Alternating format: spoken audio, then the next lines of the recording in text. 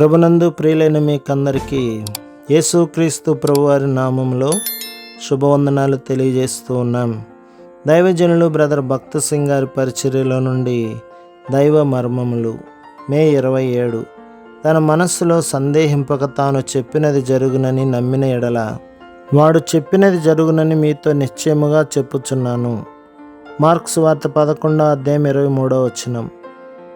మత్తయి సువార్త 17:20 అనుసరించి విశ్వాసం వలన పర్వతములు సైతం పెళ్లగించబడును. హెబ్రోను అనగా విశ్వాసం.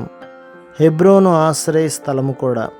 యెహోషువ గ్రంథం 20:7, 21 11-27.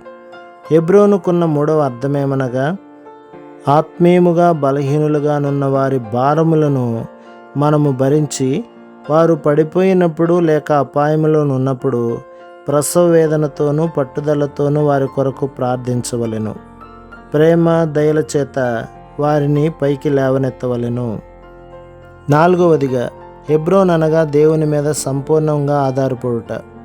అనేక మంది విశ్వాసులు, దేవుని సేవకులు వారి ఏర్పాట్ల విషయమై దేవుని అడగకపోవటచే గొప్ప నష్టములను అనుభవించెదరు. సమూయేలు 2వ గ్రంథం 2:1 దావీదు హెబ్రోనుకి వచ్చినప్పుడు తాను ఖాళీ చేయబడి దీనుడై విరిగి నలిగిన వాడయ్యను. ప్రతి విషయంలో దేవుని అడుగుటకు ఆరంభించెను.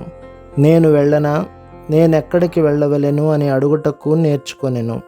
మన ప్రతి నష్టమును సమకూర్చుకొనుటకిది 4వ మార్గము.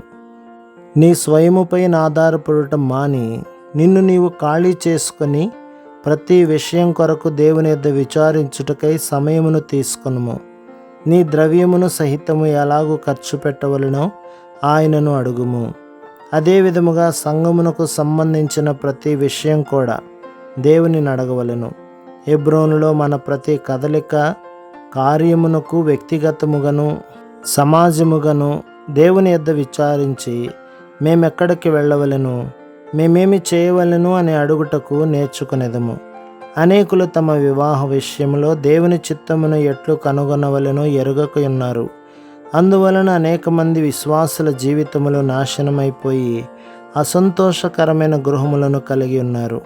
దావీదు కూడా అనేక సంవత్సరములు శ్రమల గుండా వెళ్ళిన తర్వాతనే ప్రభువా ఎక్కడికి వెళ్ళవలెను, ఏమి చేయవలెను అని అడుగుటకు నేర్చుకొనెను. ప్రభు మిమ్మును, మీ కుటుంబమును, మీ సంఘమును దీవించి ఆశీర్వదించునుగాక. ఆమేన్.